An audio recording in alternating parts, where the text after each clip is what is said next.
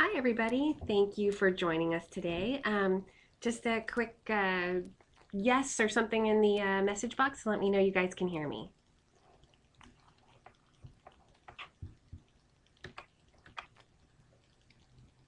Great. Okay. My name is Katie Noon, and I'm an executive director with the Princeton Review, and I'm actually based in Southern California. For those of you not familiar with the Princeton Review, we are the folks that teach you how to bubble in on all sorts of standardized exams, including the SAT and the ACT. And I'm guessing you're watching this presentation because you know how important those are in college admissions. So without further ado, we'll just get started and we'll talk a little bit about the things we're going to cover today. So today's topics include a couple different things. An overview of college admissions tests, differences between the SAT and ACT, sample problems with explanations, so definitely get a piece of scratch paper and a pencil ready, and how the Princeton Review can help you, and we'll also have some time at the end for questions.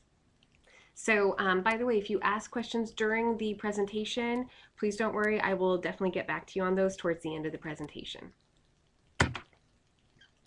Okay, so what are the elements of your admissions profile? For everyone, a big piece of this is your high school legacy, and this includes your transcripts, grades, GPA, classes, class rank, any work experience or extracurricular activities that you may have, and also volunteer experience. It also, of course, includes your application. Filling out that application properly, writing a great essay, and getting any recommendation letters that are required. And then there are standardized tests. And I think it's important to note, guys, that standardized tests are really sort of the one thing that all of our applications have in common. So whether you went to a big public school, a small private school, whether you're from a city or a rural area, the SAT or the ACT is kind of the big one thing that everybody has in common. Okay, so guys, feel free to throw this into the chat box. What are the two major standardized tests geared towards college admission? Okay, good. I see them there. SAT and ACT. And it looks like a couple of you also mentioned PSAT and plan. So I'll just quickly note that the PSAT and the plan are actually the kind of practice SAT and ACTs respectively. They don't actually count towards college admissions. They're just kind of to give you some insight into how you might score. So we won't really be talking about those today. We'll be focused on the SAT and the ACT. Okay. So, what do these tests have in common? A couple of things that are important to know about. So they are standardized tests. They're multiple choice tests, and the SAT and PSAT math also have 10 grid-ins, which if you've taken the test before, you're familiar with. If you're not, they're fun. You'll get to them. They're long tests, about 4 to 4.5 hours. They're on the weekend just to sort of double up on the pain and make it all the more insulting. All of them have math, reading, and grammar, and they're all a really important part of the college admissions process. And a quick show of virtual hands, guys, if you enjoy getting partial credit on your tests at school. Okay, right, so I see, great, lots of people saying yes, they enjoy their partial credit. This is the thing about the SAT and the ACT. Scantron machines have no mercy, so no points for partial credit. Also, no points for creativity, no points for the kind of awesome multimedia presentation you put into place. It's really just about right answer or wrong answer, and there's a definite strategy to being successful on these exams. They're really different from what you do at school, and you need to know that. So the next big question that we usually get asked is, what do these tests tell me about you? And I think the number one thing that I want you guys to know is that these tests do not tell me how smart you are. But they do tell me how well you take the SAT or the ACT and how much time and effort you've put into learning about the exams. So they can't tell me if you do well in school, If you did well on a previous SAT or ACT, your aptitude to succeed in college, how hard you work in school, how well you did in math or reading at school. And it's really important for you guys to know that the test makers are trying to trick you. They ask questions in a very different way than the way you learn in school. So I'm sure most of you have had the experience of having a friend who gets great grades and you know is super smart, who just has sort of a mediocre SAT or ACT score. Well, it's because a lot of the skills you've developed in school to be a good test taker in school aren't rewarded on tests like the SAT and the ACT. So how do you know which one you should take? Importantly, guys, I want you to think about this. Schools don't require you to take both. So you want to figure out which one really plays to your strengths. And my hope is that today I can give you a little bit of insight into which one might be better for you. So, the big picture. The SAT is called a reasoning test while the ACT is not. And basically that just means that the SAT is less content-based. But it is trickier. What you see is not always what you get on the SAT. On the ACT, it's more broad-based, but it's more content-based. So it is a better reflection of what you actually learn at school. But both require good pacing, good time management skills. Both tests are timed after all. But the ACT does require much faster pacing than the SAT does. So sometimes students will then ask me, oh, okay, so then since the ACT has fewer tricks, it must be easier. And that is not necessarily true. So let's go to the next slide. Some people will excel at one test, others will excel at the other. And it kind of depends on what's best for you. The best way to figure this out is frankly to take a full-length SAT or a full-length ACT. But I also have another way around that, and I'll talk to you a little bit about that in just a bit. Okay, let's see. All right, so here, guys, you can see some of the breakdowns between these two exams. A lot of things are fairly similar. You'll see that you can take the SAT 7 times per year. You can take the ACT 6. The SAT is a little bit longer than the ACT. The SAT tests math, critical reading, and writing. The ACT tests English, math, reading, science, and writing. About the same cost. Scoring is pretty different, 200 to 800 per section on the SAT with a total of 2,400 being possible, and a 1 to 36 on the ACT with a composite score.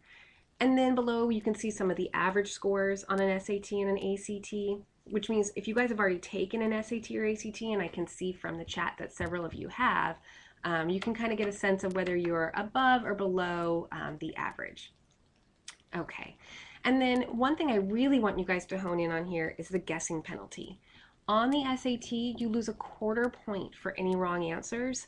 On the ACT, there's no guessing penalty. And knowing this is going to significantly change your strategy on skipping or answering questions, depending upon which test you're taking. A few other things I want you to think about when you guys are comparing SAT and ACT is to kind of think honestly about yourself. What's your attention span like?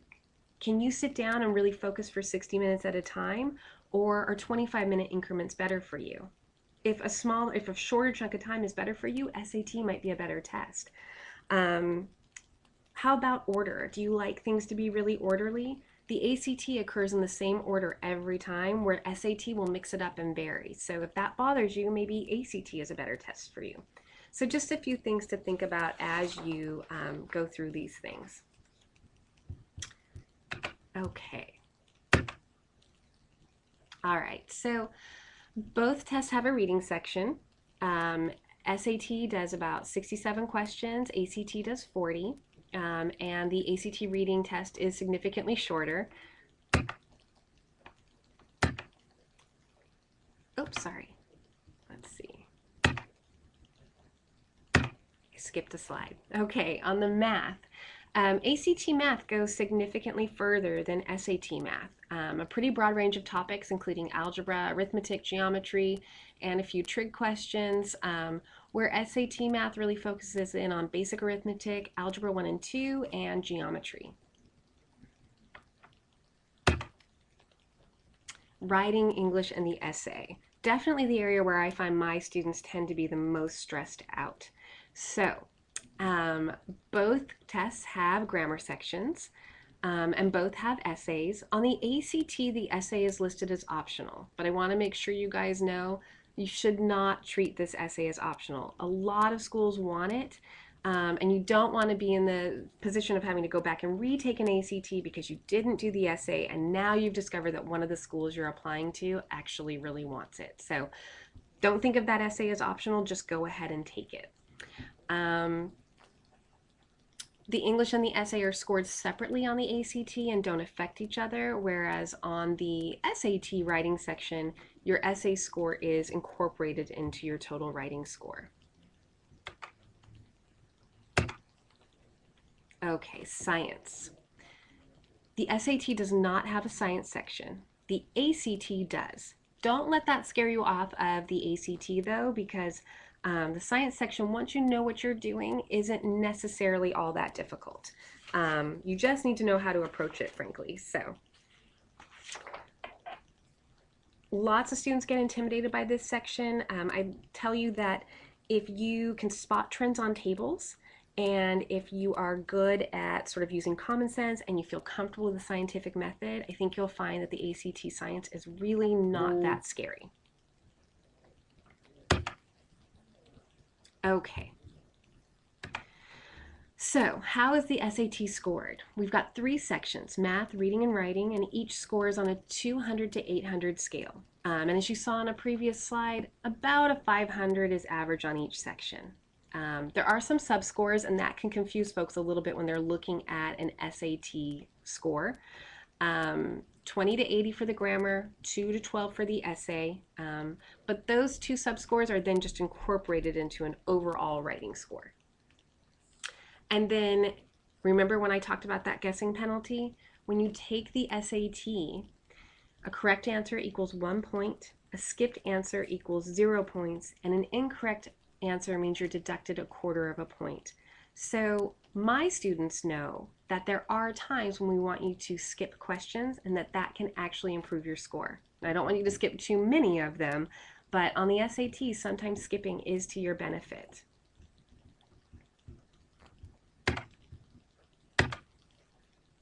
Okay, so on the ACT, scoring is a little different. We have 4 reported areas, the English, the math, the reading, and the science, and each score is reported on a 1 to 36 scale. And again, if you remember from the previous slide, about a 21 per section is average. Then ACT takes those 4 scores and creates a composite score. There is no guessing penalty, so take a look at that. That means any questions should be answered, and if you're running out of time, you should just guess. We always want you to make the best guess possible, and I'll show you that a little bit later when we get into examples. But for the ACT, it actually really behooves you just to give it a try if you're running out of time. You never know, you might get something right. Okay, so as you're trying to decide which one's better for you, SAT versus ACT, I want you to think really honestly about your strengths and weaknesses. No good, bad, or otherwise here, right? The SAT requires a strong vocabulary. On the ACT, there aren't sentence completions. And by the way, sentence completions are an exercise on the SAT that really require a good vocabulary. SAT has short and long reading passages. ACT has only long ones. SAT math is 7th to 9th grade math typically. ACT is largely the same, but with some 10th and 11th grade math sprinkled in there. One big difference that I think is really key is on SAT, you are provided with some of the basic geometry formulas as you're going through the test. On the ACT, all those formulas need to be memorized ahead of time. So if, like me, you have a really poor memory for formulas, that's something to think about before you decide on taking the ACT. Grammar involves unrelated sentences on the SAT, and on the ACT, it's built into a passage that you're reading through. On the SAT, your essay is going to concern sort of the human condition, which can be great. It means that you can usually discuss that book you're reading in your English class or this week's lesson in an AP US history class, and probably do quite well in the essay. On the ACT, the essay usually concerns kind of typical high school concerns, which means you can draw from personal experience, and that can help you write a great essay too. Okay, so finally, when you're really trying to hone in on which one to decide on, all the information I talked about earlier will absolutely help, but nothing really takes the place of actually just taking the test. So I encourage all of you to use some of the free tools you can get from the Princeton Review. We offer a test called the PRA, and that stands for Princeton Review Assessment. And it allows you to test skill sets from both the SAT and the ACT in one test administration. So that means in 4 hours, you can take essentially both an SAT and an ACT and get a real read on which test might play to your strengths. So if you'd like to request that a copy of this exam is sent to your home, please take a look at the number listed here on this slide, 1-800-2-REVIEW. And go ahead and give us a call and let us know, hey, this is my name, this is my address, I'd really like to try the PRA. And you can even call your local office and ask to come in and have a test administered. So we can do it either you take it at home or you come into the office, but this is really the best way to figure out which test is best for you. And it's free, so take us up on it. Okay. And then we'll also help you compare your scores, figure out strengths and weaknesses, and give you our best recommendation for which test plays to your strengths. Okay. And then here, guys, I just have a slide that shows you average test scores at a lot of competitive universities in the country. You can see at the higher end of this, we have scores around a 2260 or an ACT of a 34. That would be a score that Caltech would be looking for.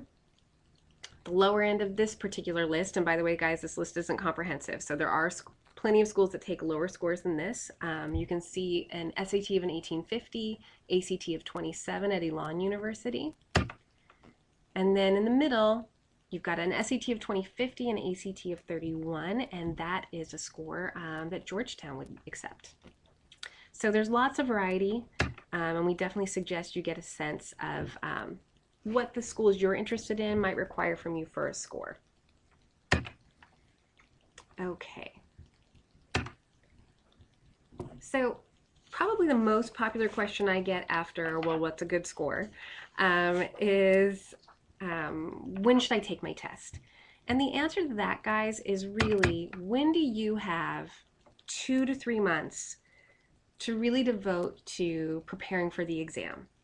So I know you're not going to have 2 to 3 months where absolutely nothing is going on, but I want you to think about the 2 to 3 months that are the least busy for you. I think the biggest mistake I see high school students make is to sort of either not prepare for these exams and just go in and take a test cold, or to give themselves, 3 or 4 weeks. This is the second biggest piece of your application. After your GPA and the rigorousness of the courses you're taking, this is the very next thing admissions officers look at. You spend 3.5 years sort of developing your course roster, taking your classes, and trying to do the very best job that you can. So it makes sense that you wouldn't just leave your SAT or ACT preparation sort of by the wayside. You need to spend a significant amount of time on it. So you can take a look here and see when upcoming tests are available, and also see when your registration deadlines are. You'll notice that the SAT and the ACT are never offered on the same day. So if you decided you did want to take both tests, that is possible. And in addition to that, in May, there's AP testing, but it does not conflict with the date of the SAT. So, the testing timeline is really whatever is best for you, but be sure you're thinking ahead and you're planning it when you can actually devote some time to it. For any of you who are currently juniors, I really recommend that you get your SAT or ACT testing prepared for and done by the end of junior year, because this summer between 11th and 12th grade, you need to be researching schools. It's really hard to research schools where you might be a competitive applicant if you don't know a true reflection of your scores. Plus, guys, it's just way more stressful to be doing your test prep, taking your exams, and filling out your applications and writing all your essays in the fall of senior year. Very stressful way to do it, and I really want to save you from that if I can. Okay, so that's your suggested testing timeline.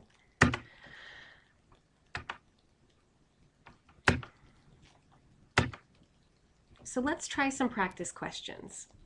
At the beginning of this, I mentioned get out a pencil and some scratch paper because I'm definitely going to be asking you guys for some help as we go through these. So let's get started. The first thing I want to tell you guys is that you can learn a lot before you even read the question. The SAT math is done in order of difficulty. And this is question number 18 out of 20, which means that it's a pretty difficult question.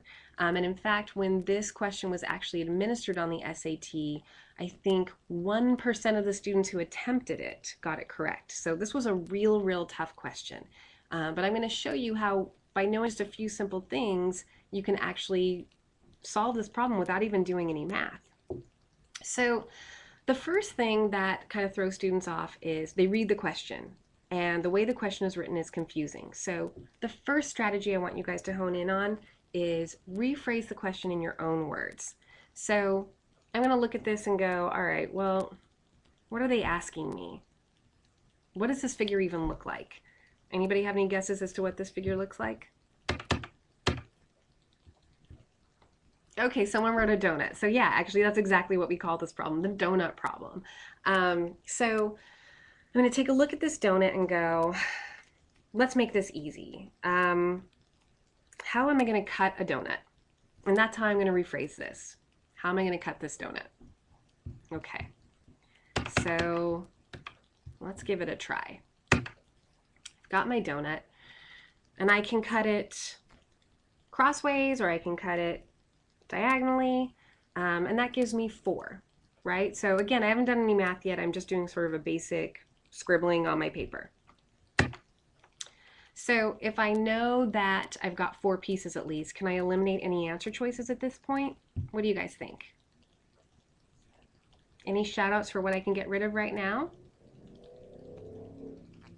Yeah, okay, great. So I'm seeing some people saying we should eliminate E and D. So let's get rid of both of those.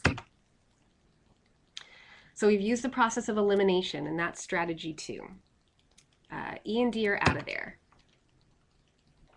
Now, because I know this is a really tough question, my guess is that 4 is probably not the right answer, or most of the country when they took this test wouldn't have gotten it wrong, right? So I'm going to get rid of number 4 as well. I'm going to eliminate C. So now I've got good odds. I've got it down to a 50-50 shot, and even though there's a guessing penalty, I'm going to go ahead and guess. I only skip questions when I can't eliminate at least one answer choice, okay? So again, this is a really tough question, and I see in the question it says, what is the greatest number of non-overlapping regions into which the shaded region can be divided with exactly 2 straight lines? Here's a problem, or something that a lot of people get trapped by on the SAT. Because it says greatest in the question, students are really attracted to the greatest number on the answer choice. Now, because I know that about the test writers, I know that I can go ahead and eliminate A, and my answer choice is actually B. That's my correct answer. Now again, you didn't see me do any math. I just know a fair amount about how the test takers write it and was able to use the process of elimination and rephrasing the question. Okay, so I bet now some of you are saying, how do I really do this though? So let's take a look. That's how you get 5 sections. Okay, again, no math. I didn't really spend much time because remember the clock is ticking, but I was still able to get to the right answer. Okay, so now let's try an ACT question. And 1 second while I flip ahead here.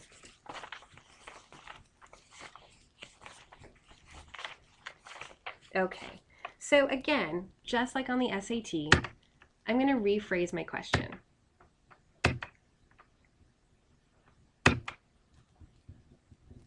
Let's see.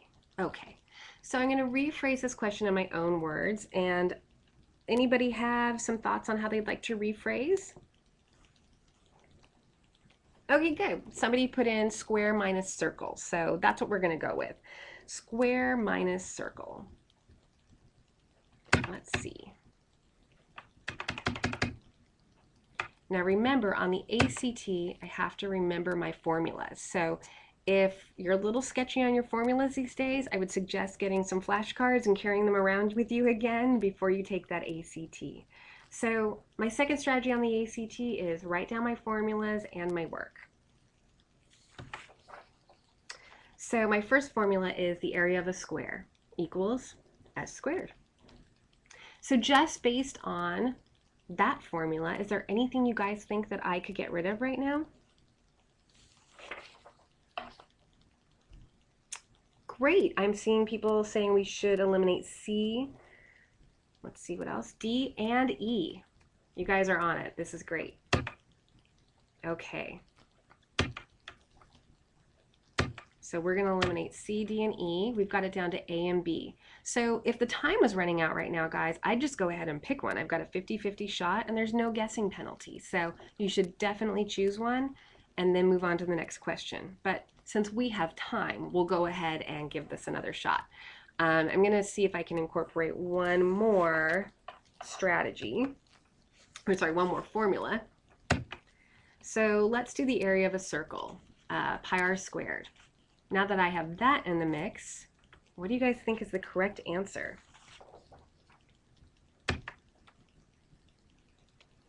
Anyone? I know you guys know this. That's it, B. Consider your choices and don't overcalculate. It's basically another way of saying don't overthink it. If it seems like the right answer choice once you've gotten this far, it probably is. So. All right, so the strategies we used here, we rephrased the question, we wrote down our formulas and our work, we used the process of elimination, and we guessed, we made it our best guess, and then since we had a little bit more time, we were also able to do our fifth strategy. We considered the answer choices and we didn't overcalculate. Okay, so let's take a look at the science. I know the big, bad, scary science on the ACT. All right, so I actually really like the science section because it's not that hard once you know what you're doing. So take a look at this page.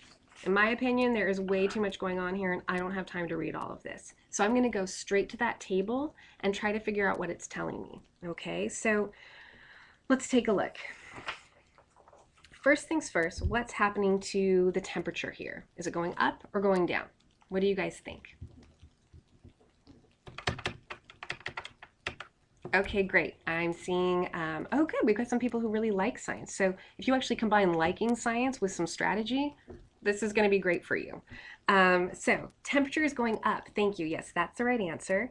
And then what's happening to MEA? By the way, guys, I don't even have to know what MEA is to solve this problem, right? So what's happening to MEA? Correct, it's decreasing. And then same question for you guys with DEA. What's happening there? It's also decreasing. Okay, so I now kind of understand what the trends are on my table, and I can go directly to the question to start honing in on what I should actually be looking for.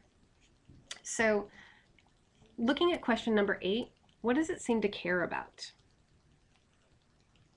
Right, great, 12 degrees Celsius. So let's go back to our table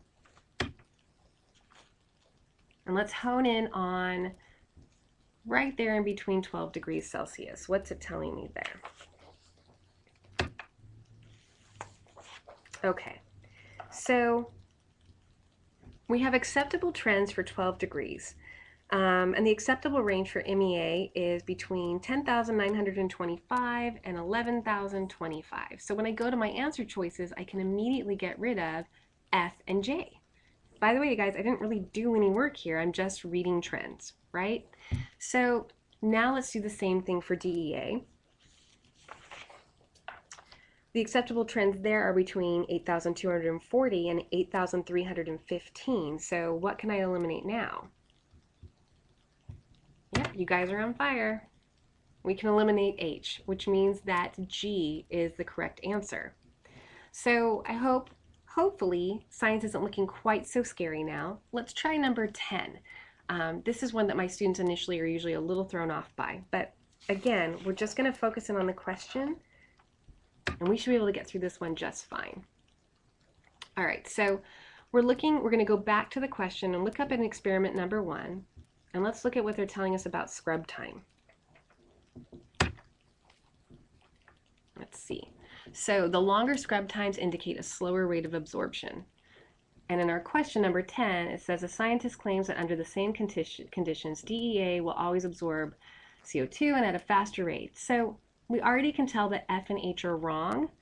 And now we've just got it down to G and J.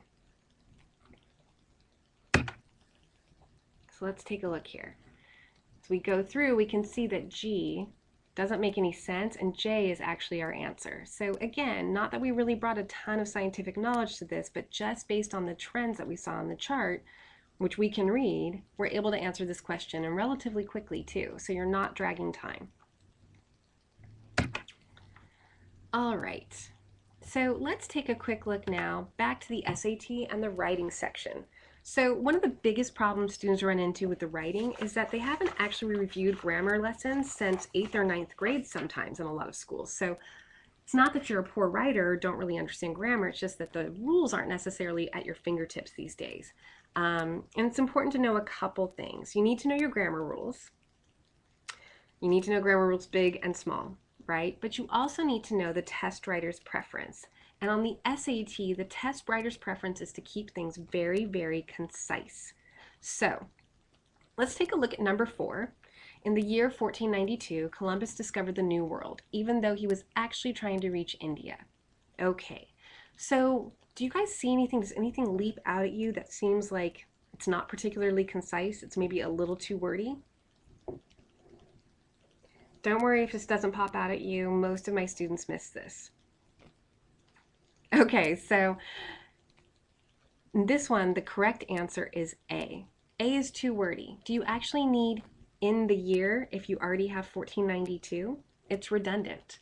And yes, guys, the SAT is actually this picky. I know it's really annoying, but the good news is that if you know this sort of thing about the test writers, the questions get significantly easier because this sort of thing starts to really jump out at you. All right, let's try our next one.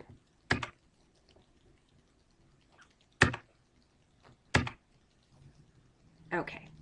Darting from room to room and twitching, the cat's strange behavior worried her owners. All right, guys. Who or what is darting from room to room? What do you guys think? Is it the person or the cat? Oh, and good job, Hallie. I just saw that you got the right answer. All right, so yes, thank you. It is the cat. So as we go through these answers, we want to make sure that the cat is in the right place. Okay, so we don't want anything with the cat's owners for sure, so we want to get rid of E. And our answer on this one is B, because the cat worried her owners. Not the cat's owners, not the cat's behavior, but the cat. Okay. And a few things for you guys to know about the writing section's order of difficulty. You've got 20 improving sentences, 14 error IDs, and 5 improving paragraphs. And the order of difficulty resets basically as you go through each type of question. So you can know that if you have, 10 improving sentences, the order of difficulty is going to go 1 through 10.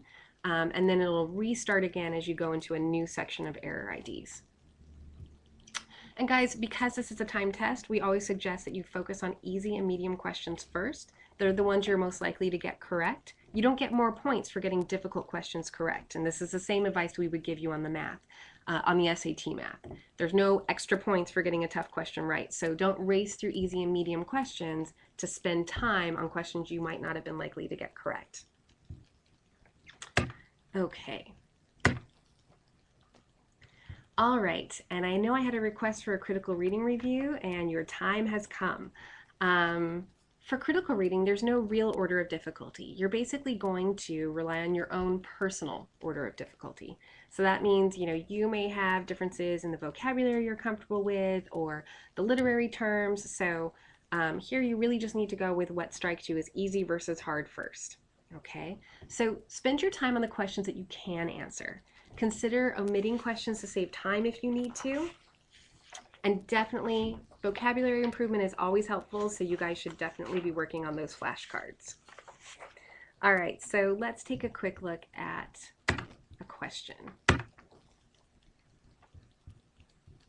All right, so SAT critical reading sentence completions. So these are really vocabulary heavy, but if you employ the same strategy over and over again, your accuracy will absolutely improve. So we use process of elimination and bite-sized pieces to get through these questions. The first thing I want you to do is to read the question and see if there are any clues. So although the beginning of the campaign was blank, later victories, blank, the initial disappointments. So I'm going to use the phrase initial disappointments as my clue. All right, and then I'm going to put my own words into the two blanks. So I'm going to use, although the beginning of the campaign was disappointing, later victories made up for the initial disappointments. And guys, it's okay to use a phrase. It doesn't have to just be a word. So now I'm going to go through and go, all right, disappointments. I'm going to compare disappointments to the first word in each answer choice. So disappointments and propitious. If I'm not sure, I'm just going to leave it. Disappointments and unsuccessful, that seems good. Disappointments and inauspicious, that seems good. Disappointments and foreboding, that one to me seems like a bit much. So I think I'd probably get rid of D, and I'd probably get rid of E too for unexpected, because it doesn't really match my word. Okay.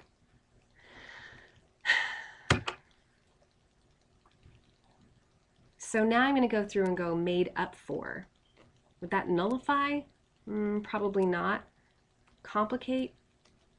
Probably not. Eclipsed? Maybe. Confirmed? No, I already got rid of that one. Magnified? I don't think so, and I'm going to get rid of that one too.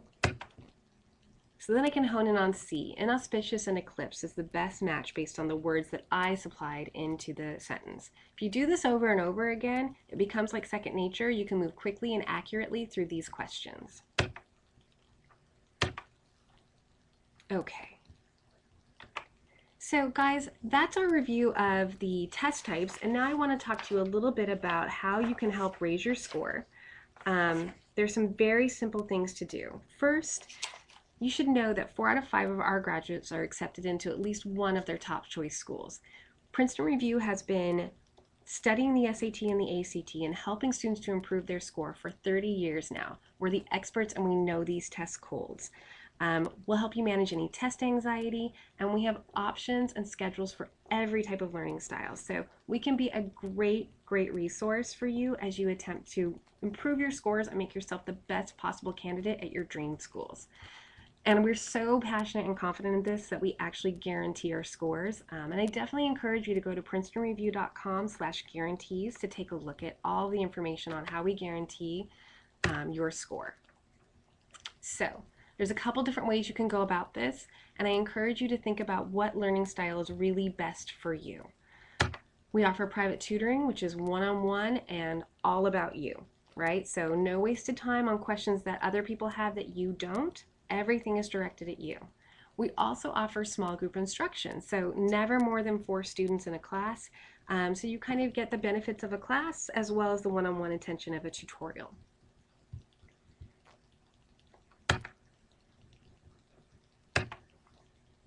Okay, probably our most popular course is our Ultimate Classroom. That's 30 hours of in-course instruction, 150-point score improvement guarantee, interactive admissions and financial aid seminars, which are always really helpful, access to both our SAT and ACT online courses with 40+ hours of video lessons, 4 full-length proctored practice exams, which I know you guys are going to hate taking them, but they help your score so much. It's important that you really have all the new techniques you learn in class on autopilot. And then up to another 17 additional practice tests if you're one of those people who just wants to see every single question possible before you get in there and take the real thing. And then if all you need is something a little bit more self-directed, something a little bit shorter, we do offer our classroom course, which is 18 hours, 4 practice exams, and an additional 15 tests. So there's lots of different ways for you to do this. We also have live online classes if you need that class that's, scheduled at 8 p.m. or 6 a.m., something a little bit unlike what most students are interested in taking. Same types of results as our classroom courses, and definitely a great online center to focus on your prep and get lots and lots of good help.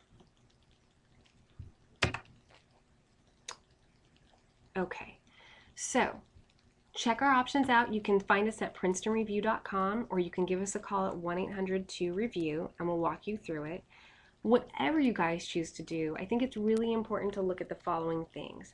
Make sure that you have a dynamic and caring expert instructor. Find out how they've been trained. At Princeton Review, our teachers go through an extensive training process. They have to get up and teach back to us. They have to go through hours and hours of training, including a practice exam, and most places don't necessarily do that.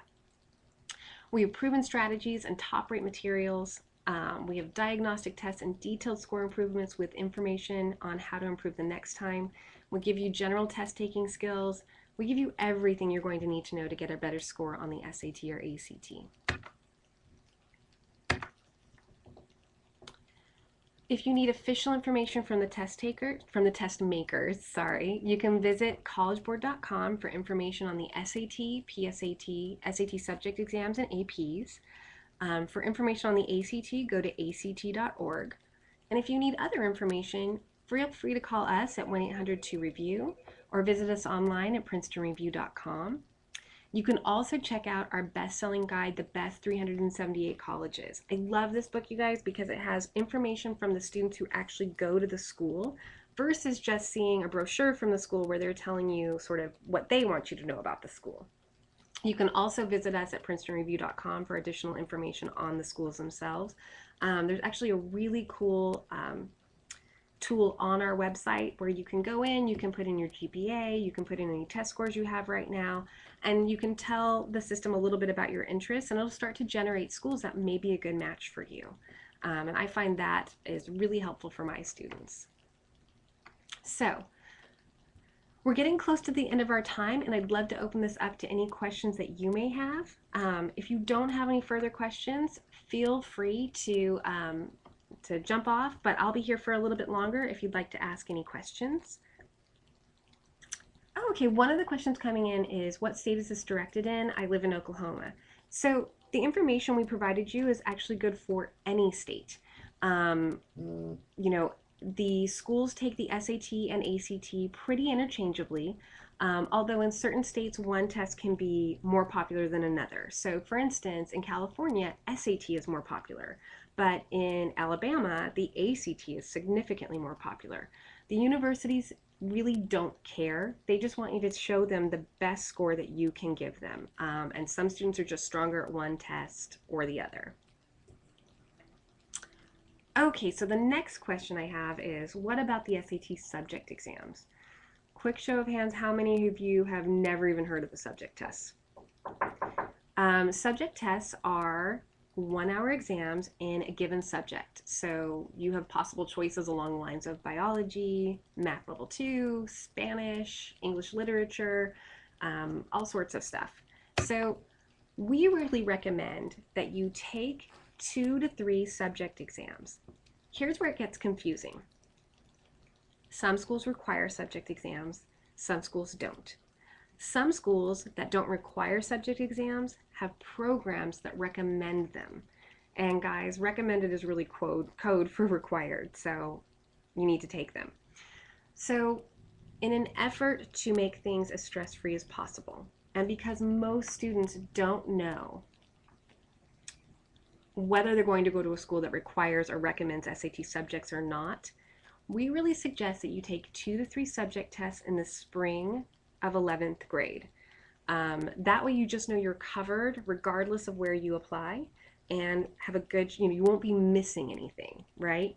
Now the other good news is that if you get good scores on these subject exams, it's just one more thing for you to show the school that you excel at, even if they didn't require it. And admissions officers frequently tell us that they really like to see that. Okay, next question. When taking the SAT test, say in April, is it the same test in, say, Michigan or Virginia? So that's a good question. Typically what happens when you're taking an ACT or an SAT is that they have 2 to 3 versions of the test for every administration. And within one test taking room, they'll be giving out multiple copies of the exam. This way they prevent cheating um, and can kind of test for some of the things that they're trying to make sure are consistent statistically. So, there's probably the exact same test being given out in Michigan and Virginia. They usually are giving the same 2 to 3 exams in every single state. Okay, another good question here is about AP exams and how they fit into admissions. So, quick show of hands, how many of you guys are taking AP tests? Or AP courses, I should say, right now? Okay, a good couple of you. Great. So if you're taking an AP course right now, the number one thing I'll tell you is make sure you take that AP test in May. College admissions officers tell us all the time that they're not so concerned about how you score on the exam, but they find it really odd when you don't take the AP exam. So even if you're not performing particularly well on AP practice tests, we always advise students to go ahead and take the real thing. Just because you don't want anybody sort of having a question mark on your application because you just didn't take a test, right? Now, having said that, AP exams don't really factor into admissions necessarily, but if you do perform well on one, it's just another great thing for you to show admissions officers, and it gives them another sense of what you may be strong with. And that's always a good thing. The more good information they have about you, the better. Any other questions that I can help you guys with today? Okay, so I'm not seeing any other questions coming in on the chat. So I'll just wrap up by reminding you guys, if you're curious as to whether the SAT or ACT is better for you, please feel free to call us at 800-2REVIEW and to request a free PRA be mailed to you or to be directed to your local office to set up a testing time. The PRA will allow you to see which test really plays to your strengths and which one you should spend your time preparing for. I hope you guys got a lot out of this. Thank you so much. I'll go ahead and sign off, but if you have questions directly for me, you can reach me at KatieN, that's KATIEN, at review.com. Thanks for your time and best of luck on your testing, guys.